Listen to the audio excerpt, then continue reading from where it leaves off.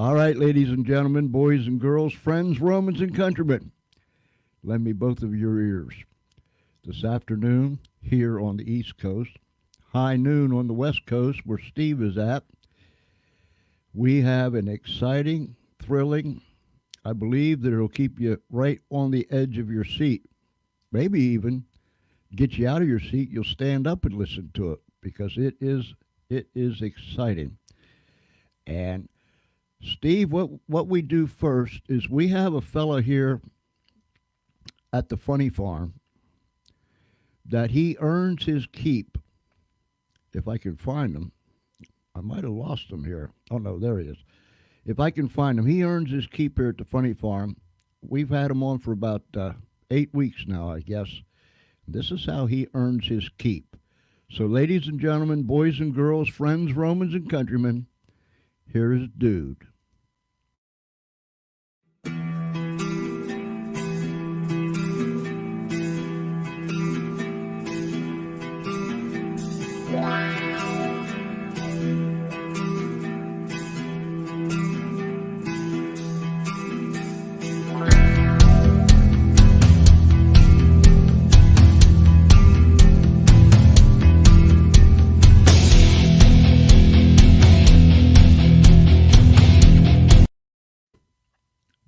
He only works 30 seconds every live show, Steve. I like the dude. Yeah, but he earns his keep by doing that here at the Funny Farm. So, all right, ladies and gentlemen, whether you're down the street, around the corner, across America, or somewhere around this great big world, thank you for taking the time to tune in this afternoon to the George Espinlab Show and our guest, Mr. Steve Snyder. Steve, you're way out there on the West Coast. I'm way over here hugging the water on the East Coast. And it's a delight to have you, my friend. Well, thank you. Glad to be here. This book, this journey that we're going to go on here is intriguing. I think I told you on the telephone that I'm a real history buff. Unfortunately, they don't teach these things anymore, or for the most part, in our public schools across the nation. And it'll be, 75 years in May since the end of the war in Europe. And there are so many people out there that doesn't know of, or a lot of people have forgotten, which is sad. But I appreciate you in that you're keeping this thing alive. And not only this about your father and his mission and his crew, but on your website you have other things pertaining to the Second World War about other people that were involved in it. And I think you're to be commended for that, sir. Thank you. Tell us a little bit about Steve Snyder before we go much further. Okay. Well, I was born in Pasadena, California, home of the Rose Bowl. I grew up around that area. And then I went to college at UCLA. My mother went to UCLA. While she was there, she was a classmate of the legendary Jack Robinson. While I was there, I was a classmate of Lou Cinder, a.k.a. Kareem Abdul-Jabbar. After college, I got into sales, and I had a 40-year career in sales management. The last 36 were with a company called Vision Service Plan, VSP, that provides eye exams, glasses, contact lenses, and insurance benefit. The corporation offered their employees. And I retired from there in 2009. And that's when I had the time to really delve into my dad's history in more detail.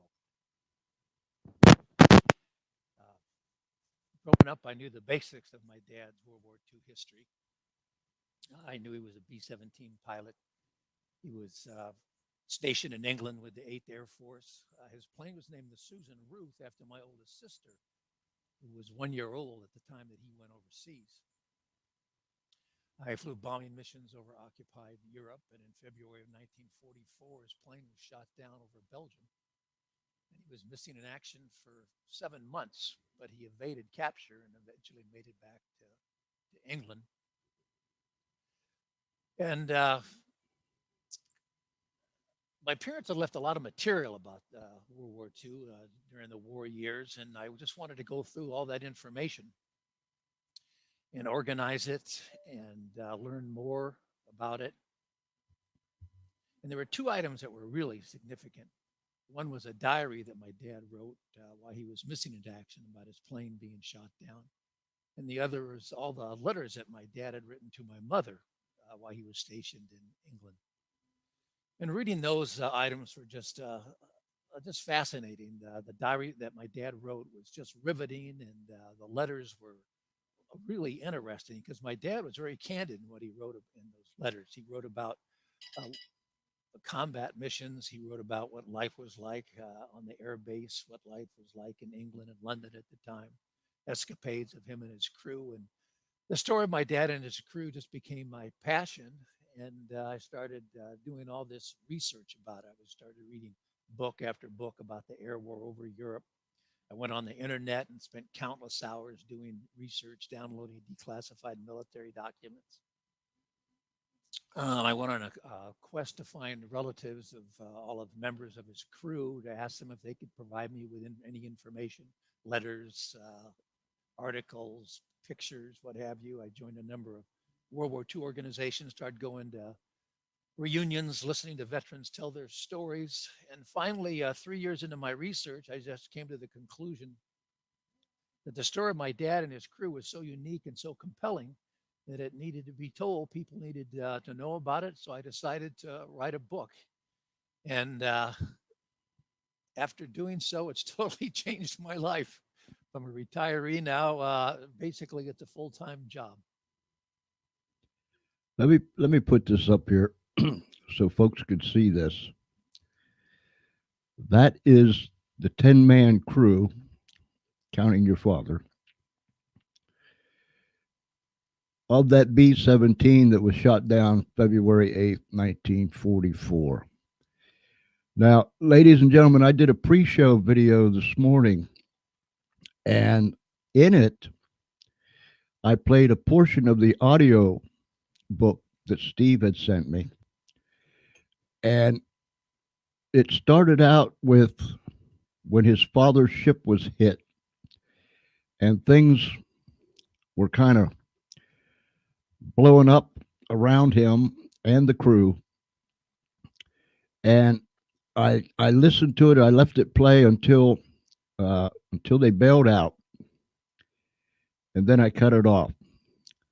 And I did that for a reason, because this is the book, The True Story of pilot Howard Snyder and the crew of the B-17 Susan Ruth, because I want you to get interested in the book. Steve, there's over 200 pictures, I believe, in this book. Is that right?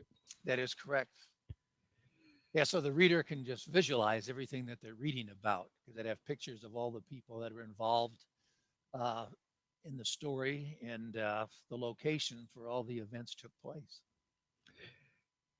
This is where you can get it. We'll run through this right there. Shot down at Amazon.com. Just shot down. You go to Amazon, put in that little search box, shot down, and it'll pop up. I'll guarantee you. This is Steve's website, stevesnyderauthor.com. And I'm going to bring that whole website up here in just a minute on screen as we go through this. It's an intriguing website. I mean, it'll keep you sitting there going through the different pages for quite a long time.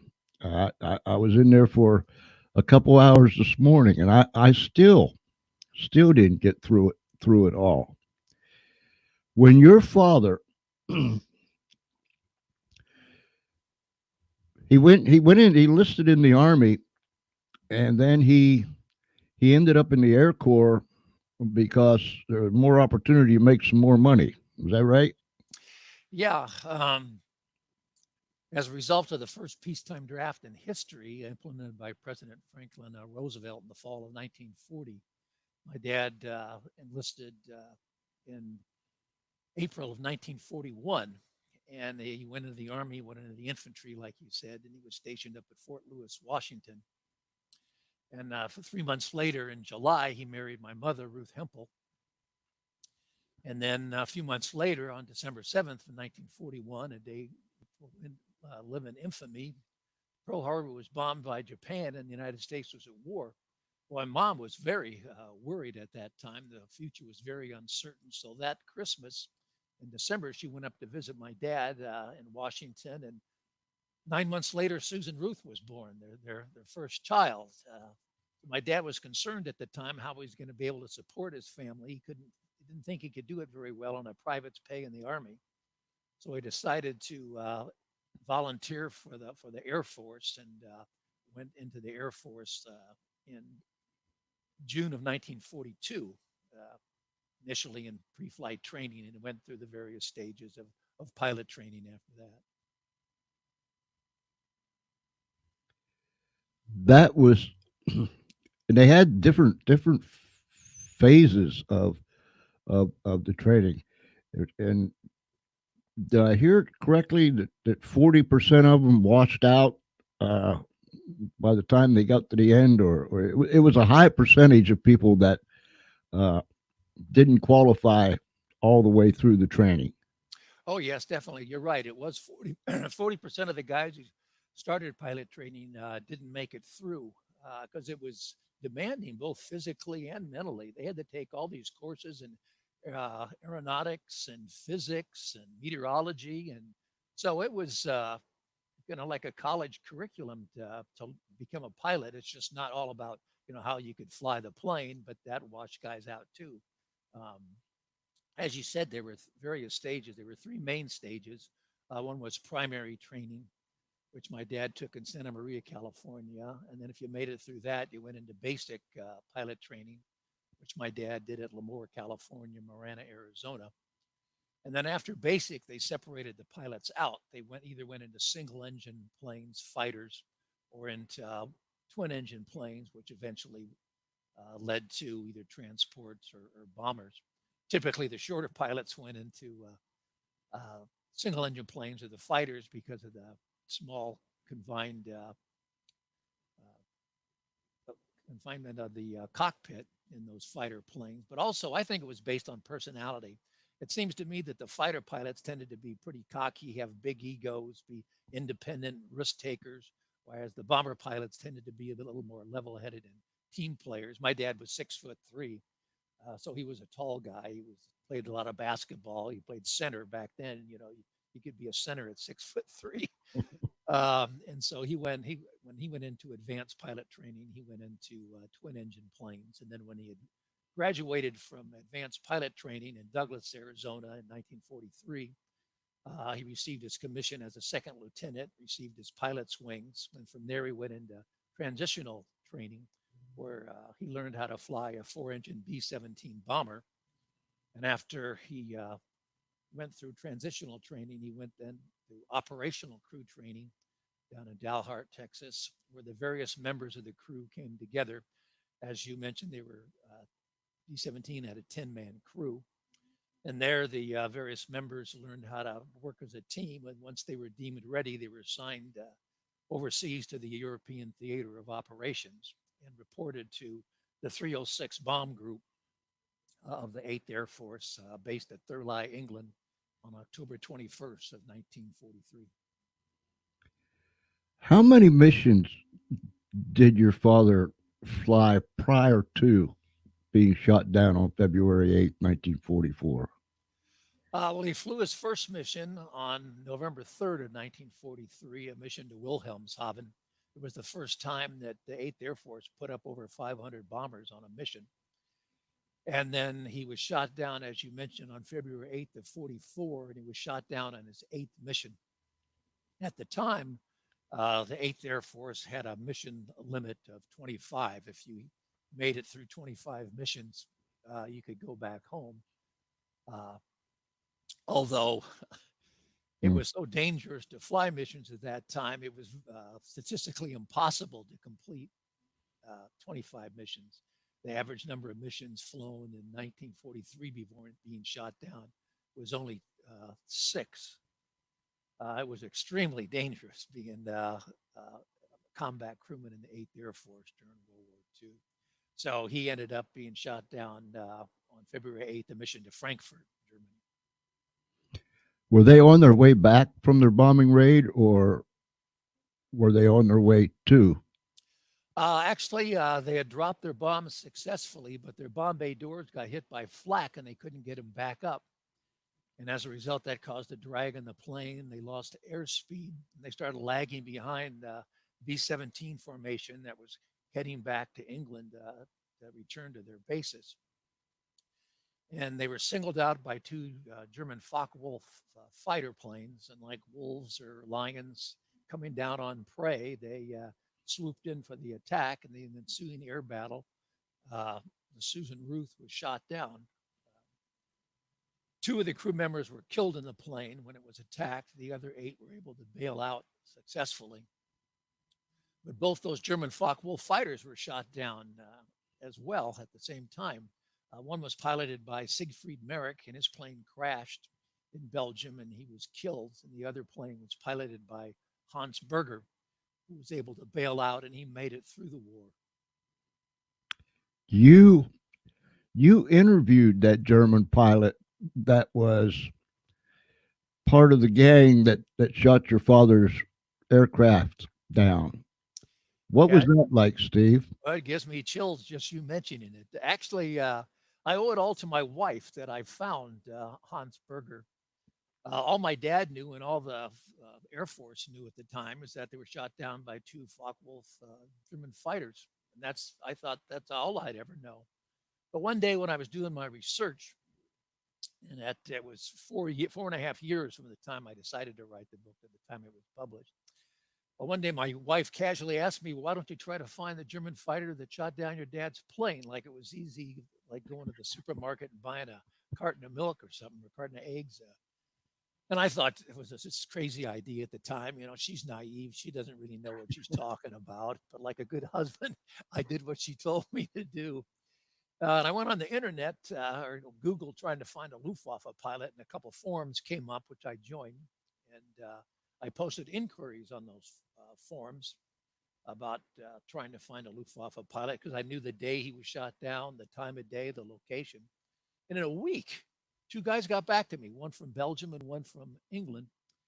And on that day, there were 12 B-17 shot down, and the one shot down south of Chimay, Belgium, just north of the French border, was shot down by Hans Berger. And I learned that the gunners on my dad's plane actually shot him down at the same time. And fortunately for me, Hans became a translator after the war, so he speaks perfect English. And so I was so excited for the book, I just interviewed him over the telephone and through email. And he gave me some wonderful insight that's in the book about what it was like to go up against the 8th Air Force. Since I wrote the book, I've met Hans a couple times. He lives in Munich, Germany. The last time I visited him was in September of last year, 2019. He turned 96 in October. And we've developed a real good friendship. It was just so incredibly exciting to find Hans and to talk to him about that day and his experiences. Did he have a vivid memory of that day, that particular plane? Not really. He remembers the day. He remembers of attacking my dad's plane. Of course, he didn't know what B-17 it was. And he certainly remembers being shot down and having to bail out.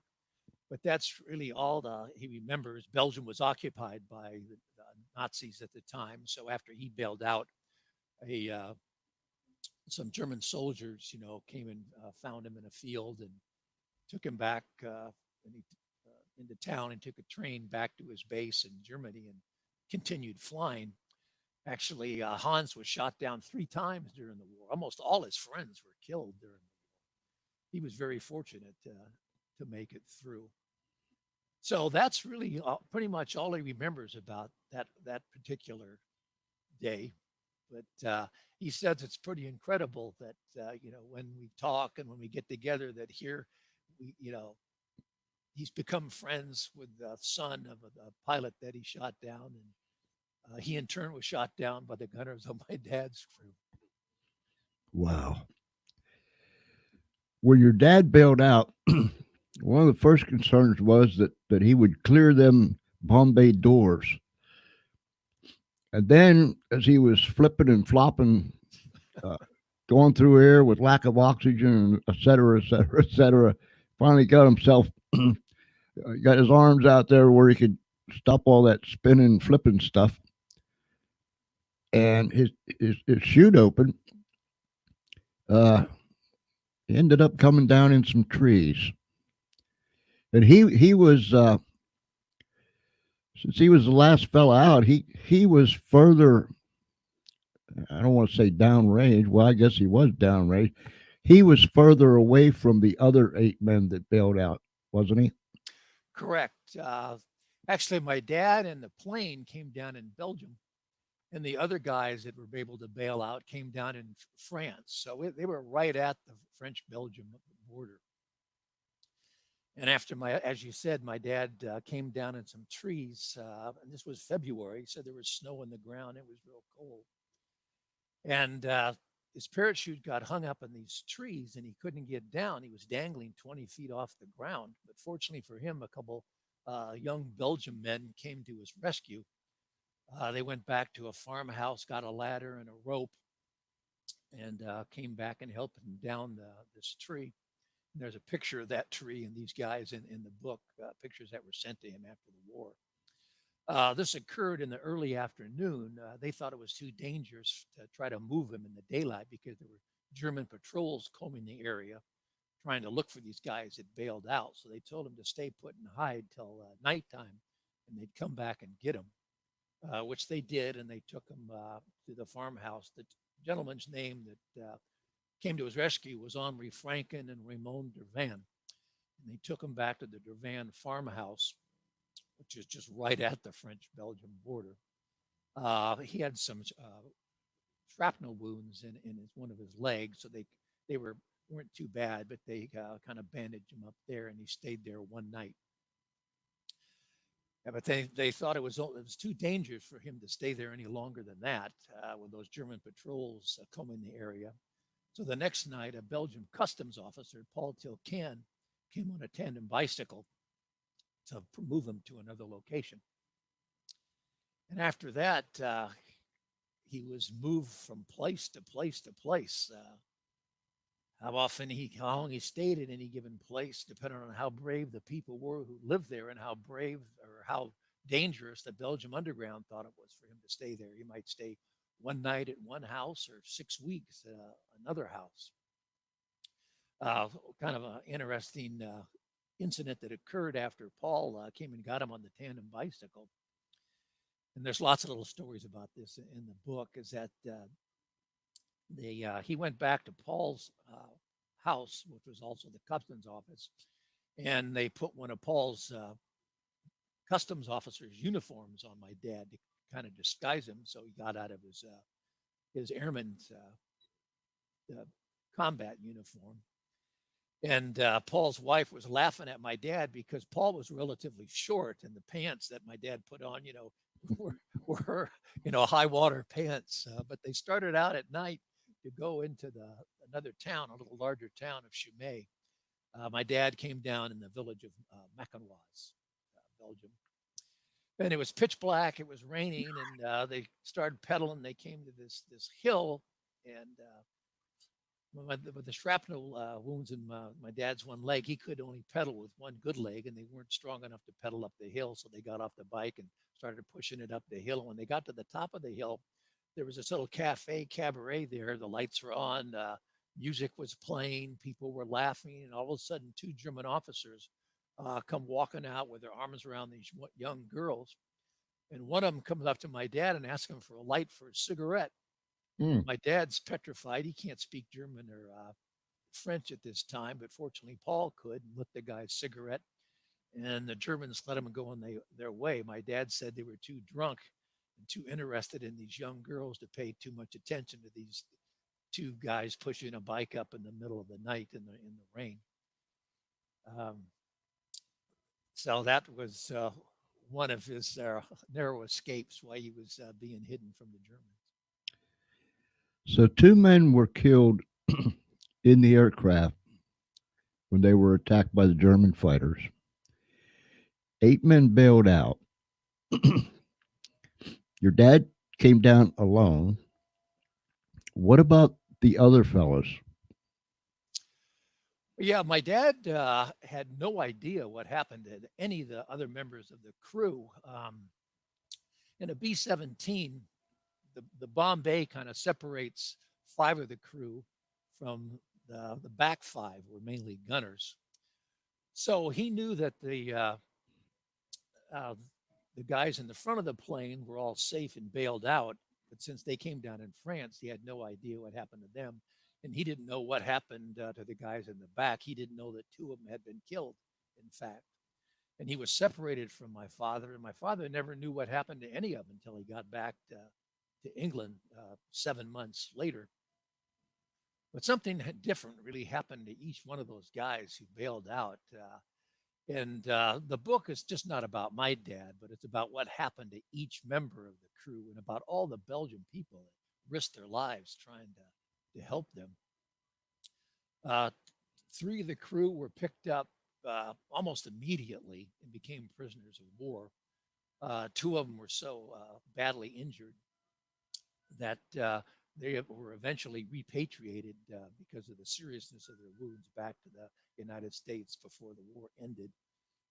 Joe Musial, who was a waist gunner, and Richard Daniels, who was the bombardier. And then Roy Holbert, who was the flight engineer and the top turret gunner. He spent the remainder of the war as a POW. And he had some harrowing experiences. He was involved in the 86-day Black March from Stalag Luft 4, which is an amazing story in itself that's in the book. And then 3 other of the crew, they were hidden by various people for a while, and then eventually they met up with 5 other downed U.S. airmen from 3 other B-17s that had been shot down. And they were helped by Belgian people. They built a hut in the woods near Chimay, and were hiding there until they could try to get out. Normally, when the underground in any country came across downed airmen, whether they were English or U.S., they tried to get them back to England through various escape routes down through France, over the Pyrenees into Spain, and then out through British-controlled Gibraltar at the tip of the Mediterranean. So these 10 men hiding in the woods were waiting for that. 2 of the men, they got tired of hiding. They took off on their own, which was really dangerous. They weren't members of my dad's crew, but they did make it back to England. But before the remaining 8, 3 of my dad's crew could get into these escape routes, a Belgian collaborator ratted them out to the Germans, and a contingent of German soldiers came down, surrounded the hut, captured the men, took them back into Chimay, little schoolhouse, which is still there today, interrogated them, brought them back out in the woods, and shot all 8 of them. My dad, he and the tail gunner, Bill Schlenker, they were picked up by Belgium patriots, and they were hidden in both. They weren't together at all. They didn't even know each other were even near had evaded capture. But they both evaded, and eventually when the U.S. troops came up after D-Day and liberated the area, made it back to England. What happened to my dad was really unique. he was hiding for a long time. And the people who hid my dad, or any down airman for that matter, were unbelievably brave people. Because Mm-hmm. of the German secret police, the Gestapo found out about it. These people would be arrested, interrogated, tortured, and either shot or sent to concentration camps. And some of the people who helped my dad and his crew did meet that fate. So they were unbelievably brave people. They saved my dad's life. My dad said they let him sleep in their beds. They'd sleep on the floor. They gave him the majority of the food, and since it was controlled by the Germans, everything was rationed. So food and supplies are hard to come by. But it was really hard for my dad as well. After all, his plane's attacked by German fighters. It's on fire. He has to bail out. He comes down in a foreign country. He has no idea where he is. Doesn't know what happened to the other members of his crew, his buddies. Can't communicate with the U.S. military, and he's being helped by complete strangers. Initially, they can't speak the same language. He can't speak French. They can't speak English. He has a little English French dictionary that he can kind of look up words in. And any one of these people could be a collaborator and turn him over to the Gestapo. And there were several instances that are in the book where he was almost discovered by the Gestapo and narrowly escaped being caught. And finally, he got tired of hiding. Word had come that the Allies had landed at Normandy on June 6th of 1944. So he decided to get back into the fight. Unlike most airmen, he had that year's infantry training in Washington before he got into the Air Force. So he knew how to fight on the ground, and he felt it was his duty to get back in the fight. There are other men, fighting and dying for the country, and the smart thing, or the safest thing for him to do, would have just stayed in hiding, just hunkered down until the U.S. Army came up and liberated that area. But he decided he wanted to join the French resistance and fight the Germans. And the people that were helping him tried to talk him out of this because it was way too dangerous. He could die, fighting against the Germans, or if they caught him, he'd be considered a terrorist and shot right on the spot. But he insisted. So one of his Belgian helpers, they got on bicycles and they bicycled across the Belgian border into France, and he met up with a group of the French resistance. They were called the Maquis. The Maquis were independent ragtag guerrilla groups located all across France. There were about 20 in the group my dad joined. They were led by a French lieutenant who escaped from a prisoner of war camp. And they basically, their job was to harass the Germans.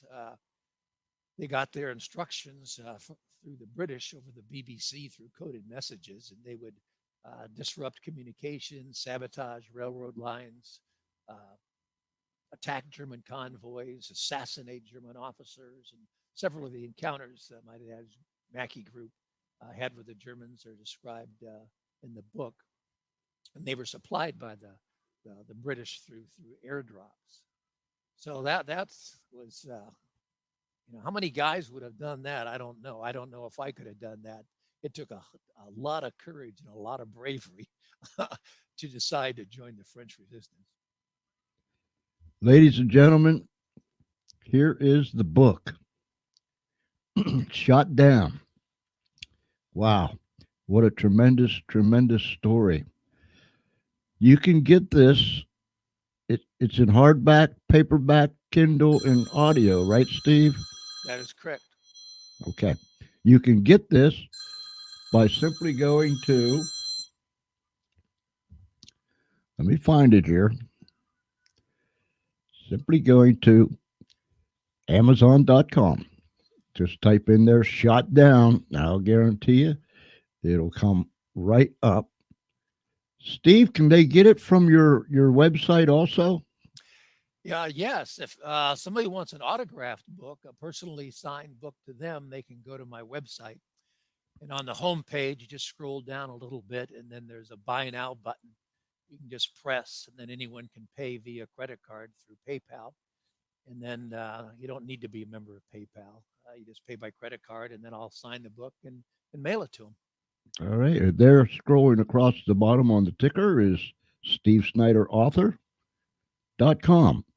I'm going to put that whole shebang up here in just a second if I can push the right buttons and don't blow nothing up. Uh,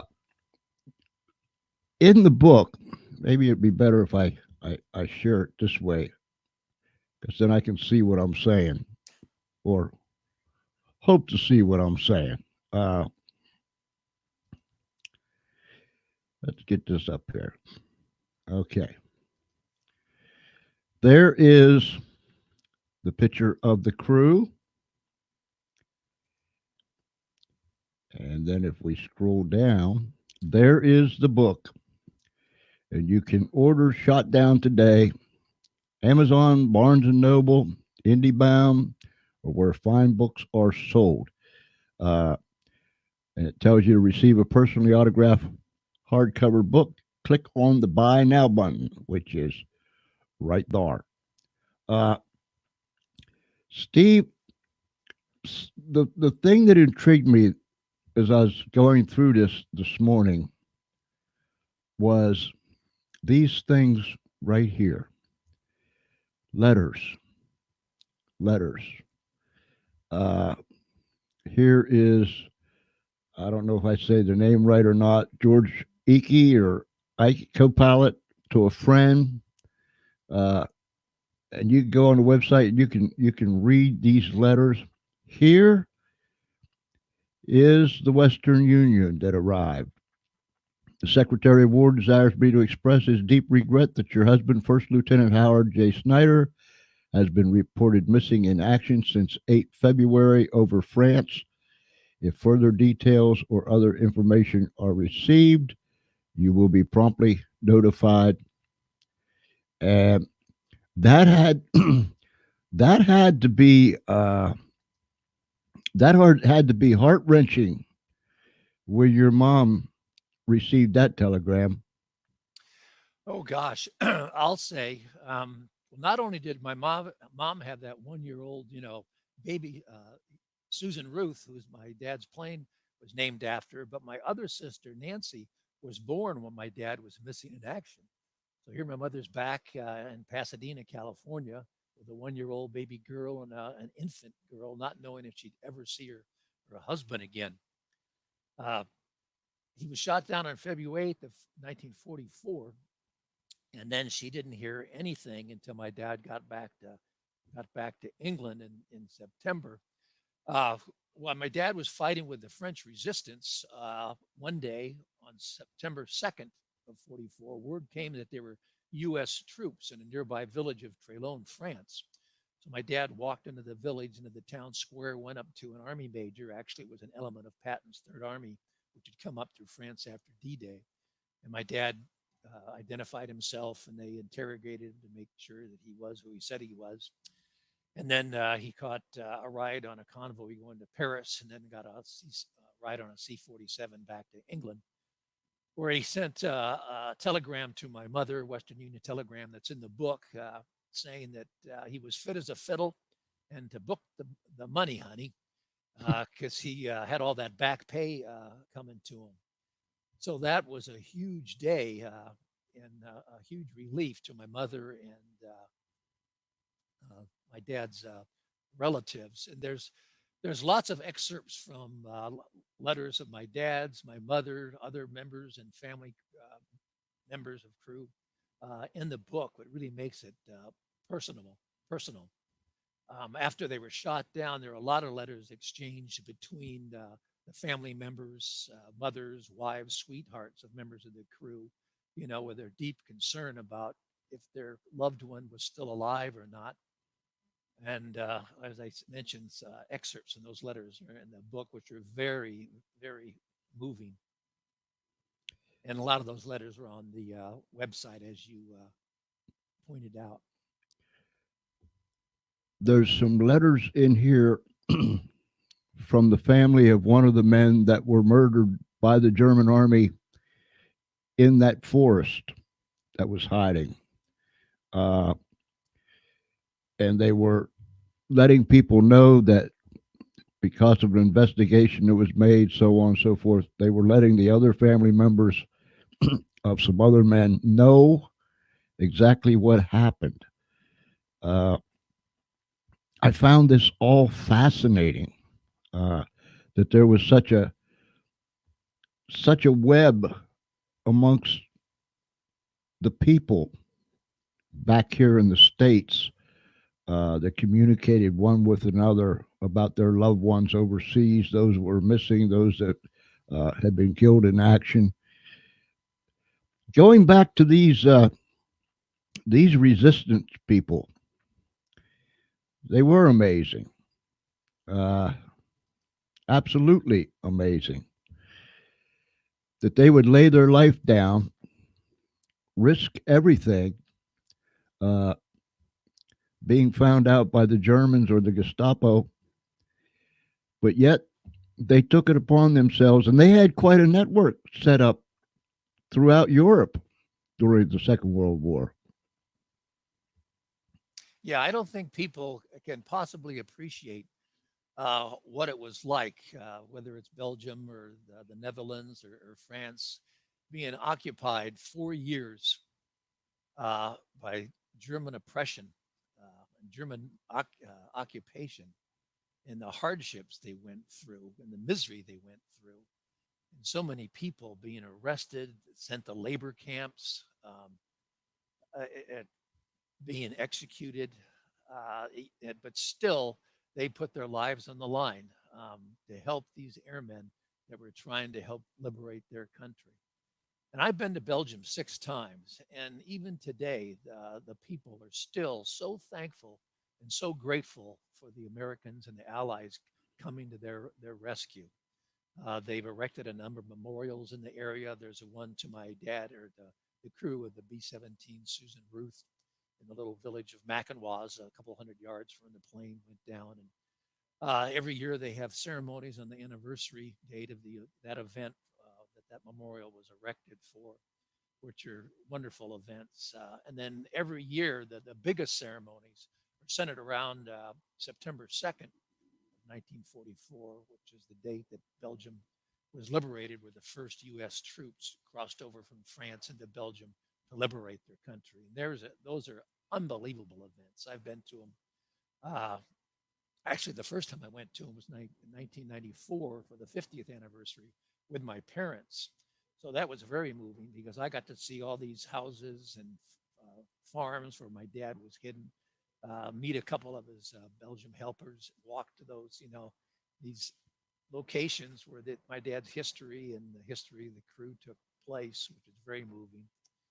And I've been back to the 60th anniversary, 70th anniversary, and the 75th anniversary this last fall. And the celebrations last several days. They erect these huge tents that seat hundreds of people, where they have band concerts and lunches and dinners and dances, and everyone has a wonderful time. And their local beer Chimay just flows.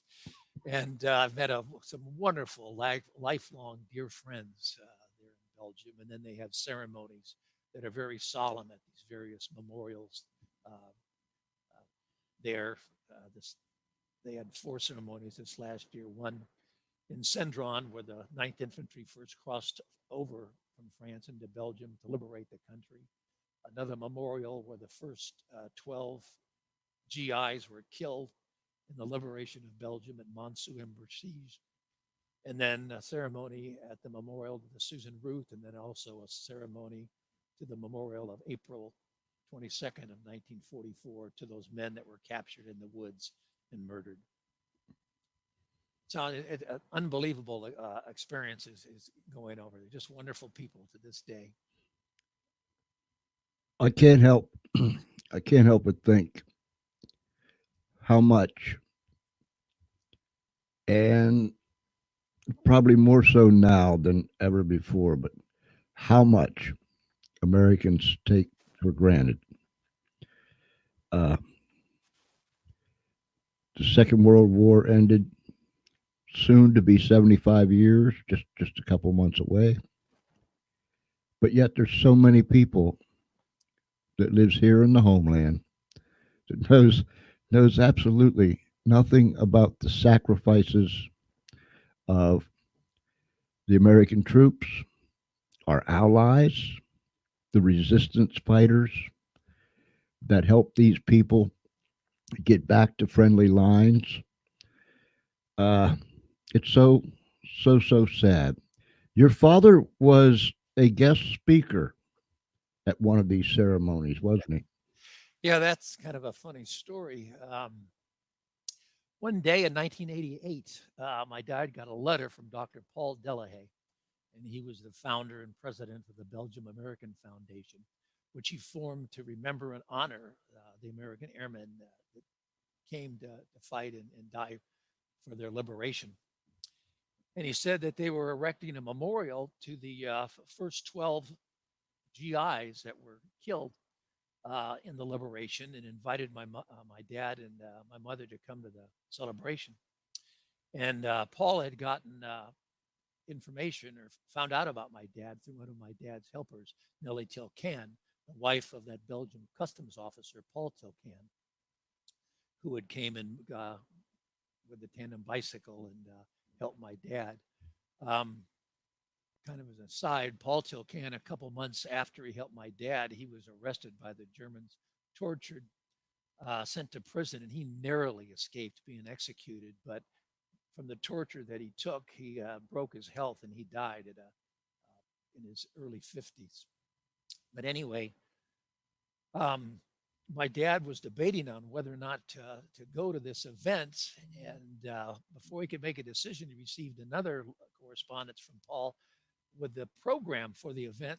And in it, it lists my dad as the keynote speaker. So he said, Ruth, I guess we have to go.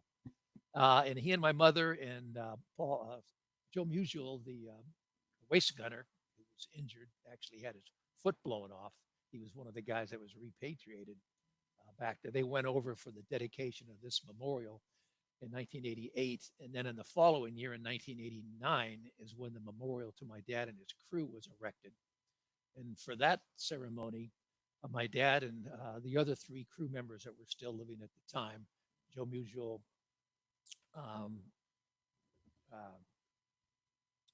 Bill Schlenker, and Roy Holbert went over to the dedication. And that was an amazing event. I have a lot of pictures and video from that event. But yeah, so my dad was able to go back. He stayed in touch with the people he stayed with a long period of time while I was in hiding. He stayed in touch with and corresponded with, exchanged Christmas cards, and he went over to visit them. And so he got to see them after the war as well, which was wonderful. Again, I was so fortunate to have so much information because of these people being in contact with my dad, sending him pictures, all the research. I wouldn't have been able to write the book without the research that Dr. Delahaye did, and also another gentleman named Jacques Lelot. Both Paul and Jacques were young boys during the war, and they witnessed firsthand the atrocities committed against their family and friends by the Nazis. And later in life, they became local historians. And they interviewed all these Belgian people and members of the underground about events that took place involving my dad and his crew. And they documented that testimony. And they gave me unbelievably detailed information that's in the book that would have been lost forever without their dedicated research. So I owe both Paul and Jacques a huge debt. Paul passed away in 1983. Great man.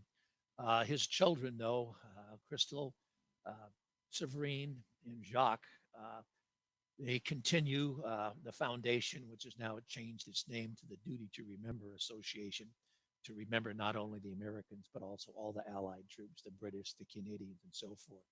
And they keep that memory alive. And so I owe them a great debt for all that they've done. Their family, Jacques, Paul, just wonderful, wonderful people. Your dad, like so many other veterans, spoke very little about the war. When you went on that trip with your mom and dad for the first time, and you walked some of the places that he walked and saw some of the places he was hid out, and spoke to people that were actually there that he was friendly with, acquainted with. Did you watch the expressions on his face or his body language uh, when all this took place, when he was back there where it all happened? Well, he had been back there several times before my first visit. So he was, I don't know what word to use. It wasn't a new experience for him. It's not as emotional as it would have been the first time he went and spoke to these people.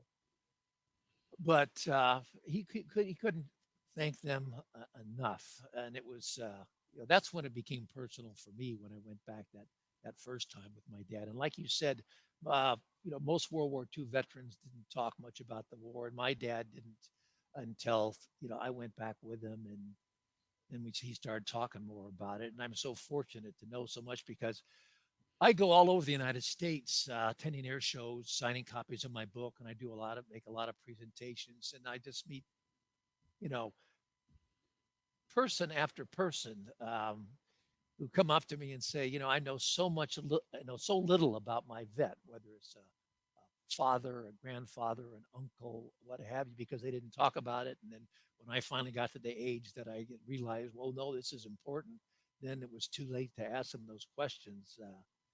That's one of the best things that people tell me about reading my book is that although, especially if they were in the Eighth Air Force, their veteran didn't talk to them about the war, but by reading my book, they get an appreciation for what combat missions were like, what life was like in England, what life was like in the base, and they have a better appreciation of what their veteran went through. Um, there were 26,000 men in the 8th Air Force who were killed, which was more than the entire Marine Corps fighting in the Pacific. There were another 28,000 men who became prisoners of war after their bombers were knocked out of the sky by either German aircraft fire or German fighters. Being a combat crewman in the 8th Air Force was the most dangerous duty assignment in the United States military during World War II.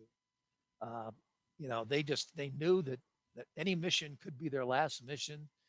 They'd come back from missions and it'd be empty bunks from guys that got killed, but yet Mhm. they just kept going back up there.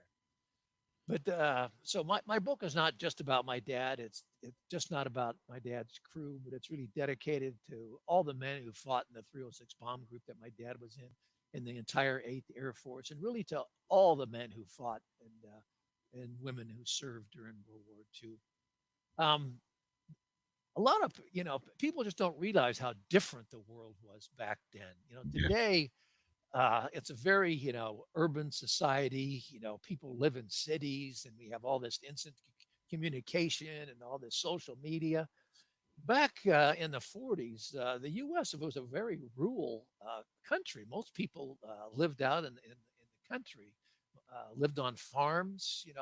These guys who went and fought that war were in their late teens and early 20s, just out of high school or maybe a little bit of college. A lot of these guys hadn't even been out of their county.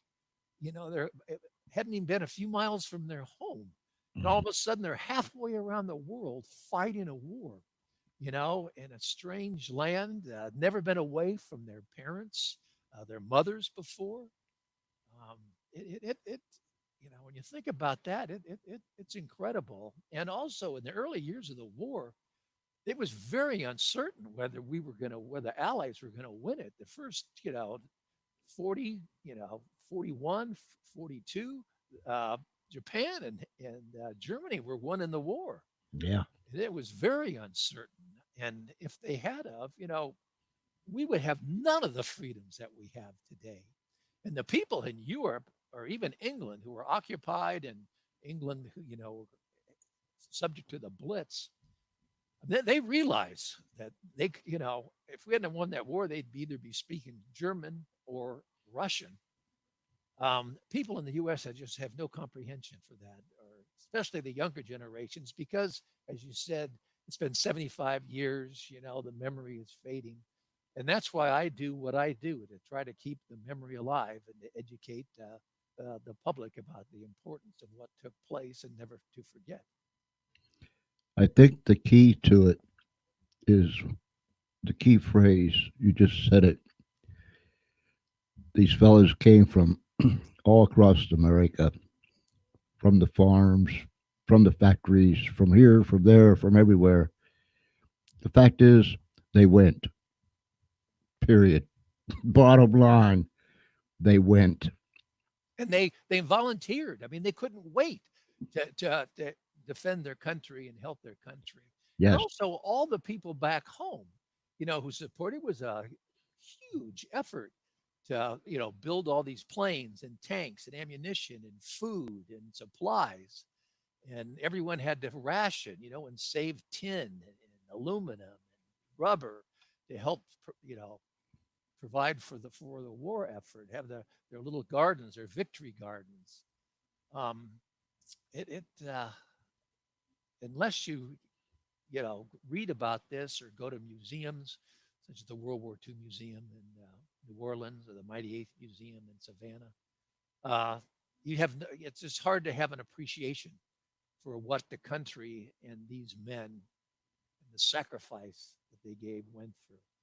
And then, another reason, the guys didn't talk about is that they just, hey, it was our duty yeah, to go. It was no question. And it was a job. We had a job to do. We went over there. We did our job. We came back home and we went on with their lives. We weren't heroes. We just did what we had to do. yes, And, I don't know if today's generations could do that. no. Uh, my dad used to say the same thing. He was in the Second World War, and he'd hold up his hands and he'd say, I didn't do nothing spectacular. I went. So they went, they did, they come home and carried on. Yeah. Uh, but what a tremendous, tremendous, and the whole country rallied behind the troops. Uh, what was a Japanese admiral or a Japanese general said after the bombing of Pearl Harbor? I'm afraid that we have woken a sleeping giant. Yeah. Uh, he got that feeling pretty quick when he realized maybe maybe this wasn't such a good idea, and he was one of the planners of the whole surprise attack. Yeah. My, how we live in a different age. Before I let you go, Steve, and I'll put this book back up here on the websites and all that. Is there any idea or any estimates of how many uh, ground troops, airmen, uh, military personnel that these resistance fighters helped get out of occupied places where the German armies were? Well, that's hard to determine. It's in Europe, where the Nazis occupied a number of countries. It's somewhere between 3,000 and 4,000 men who evaded capture. Um, well, evaded. Um, there's different types of evasion, escape and evasion, because there were men who were shot down and came down in friendly territory, you know, after D-Day, where the Allies had moved in and taken over France. So it's a difference between shot down in friendly territory, shot down in occupied territory. You definitely didn't want to be shot down over Germany, because a lot of the villagers would kill the airmen for bombing their homes and killing their family members. There's a number of instances recorded of that, where men were hung, shot, killed by pitchforks by the civilians, because of their anger about the Allies bombing their homeland. But it was somewhere between 3,000 and 4,000 that were evaded. But very few, I think, were like my dad, that actually were hiding and then joined the French resistance. Most guys that evaded were able to get out through those escape routes down through France. and out through Gibraltar, and then back to the U.S. Wow. What a tremendous, tremendous. Ladies and gentlemen, you have to get this book. I mean, you just have to get it. If you get the hardcover, there's over 200 pictures in there, or you can get the audio form, the Kindle form, or the soft cover. Uh, but do yourself a favor and get this. Get this. Perhaps you know nothing about the Second World War, the sacrifices of men and women, both the American sacrifices and our allies, and the resistance fighters. Uh, just give you a great opportunity to get an education, learn about this. We need to appreciate this so very, very, very much. And you can get this book by just going to Amazon.com. Shot down. The true story of pilot Howard Snyder and the crew of the B-17 Susan Ruth. Get it. Get it in one of those forms. It'll come at you six different ways from last Sunday. You got to like one of them. So uh, get on there and get them things and get the book, and then pass it on and tell other people. Please tell other people. It's so vital. It's so vital that this story gets told, not only of Steve's father and his crew members, but the story, the whole encounter of the Second World War. My, how we need to know what happened, the good, the bad, and the ugly. It's our history, it's our country. So we need to know the good, the bad, and the ugly. What a tremendous, tremendous story. Let me put this Steve's website up here one more time as it scrolls across the bottom. SteveSnyderAuthor.com. Go there. It's intriguing. You can buy the book, get an autographed copy right there. Barnes and Noble, Amazon, anywhere books are sold. Wow, shot down. Steve, I could sit here and talk to you. Uh, my goodness, it just it's been a delight, my friend. An hour has passed by, and my goodness gracious, but one question leads to more questions. Hey, listen, uh, did I see on your schedule that you're going to be in Hummelstown, Pennsylvania, somewhere in the early part of June? Uh, Oh, I'm going to be in Reading, Pennsylvania. Reading, Pennsylvania. Well, I'm also going to be in almost down too. I'm making a PowerPoint presentation to the World War II, Central Pennsylvania World War II Roundtable. I am originally from Altoona. Now I've lived down here for 35 years, but I'm originally from Altoona, Pennsylvania. So I'm familiar with where Hummelstown is, and it's up the road a piece. But if you would be so kind, if your memory could do you service, would you please email me or let me know somehow, some way, call me, whatever it might be, about that event in the early part of June? Because I would like to come there and I would like to personally meet you, sir. Oh, sure. Yeah, every year I go to World War II weekend in Reading, Pennsylvania. It's the first weekend every year in June, which is a fantastic event.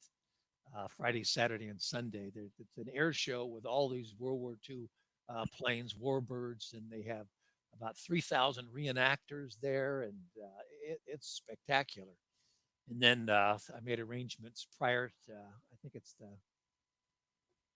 Thursday prior to that, the first Thursday in June is when I'm making the presentation at the Central Pennsylvania World War II Roundtable. Oh, that's So, fantastic. yeah, it's in the evening. Yes, so please, and it's going to be held at a church, isn't it? Yeah. Yeah.